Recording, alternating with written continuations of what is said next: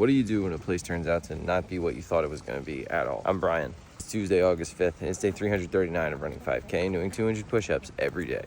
We're coming at you this morning from the town of Český Krumlov. It's a small town in the southern part of the Czech Republic, close to Austria and Germany. The whole town is designated as a UNESCO World Heritage Site. It's easy to see why. It's beautiful. There's a lot of cultural history here. I'll have a full recap of our time here coming out very soon.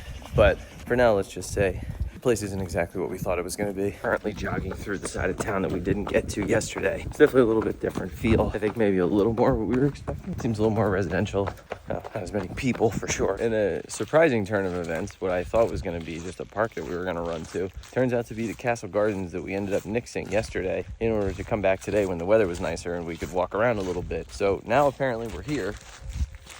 So I guess we're gonna jog around here a little bit. So let's talk about when a place turns out to not be what you thought it was gonna be.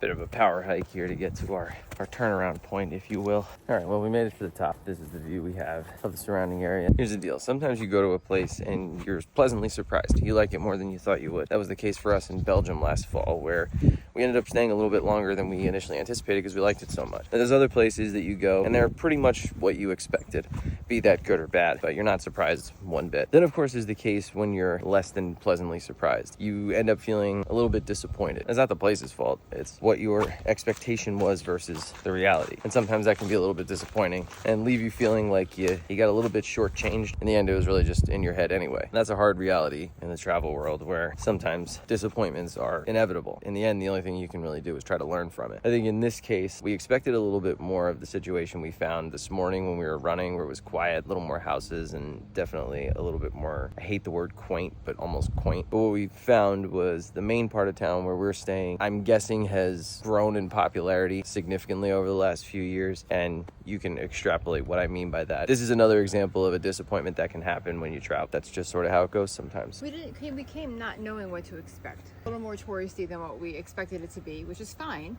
Yeah. But because we kind of expected one thing. Yeah, I think we were expecting a little bit more small town feel, and we got a little bit more, hey, we know you're coming kind of thing. No matter how big or small a place is, don't be afraid to get outside the main part of town, because you could find yourself on a morning hike leading up to an old church on the top of a hill with a really cool view of the town, right? Yuppers. Anywho, back to Prague this afternoon for your regularly scheduled Prague running videos for 2 more days anyway. And then we're off to our next, and I want to say final destination, because that's not really, I mean, it's, I don't know. We'll get into it. In any event, ready, Kara? Oh, this way. We'll see you tomorrow. This way.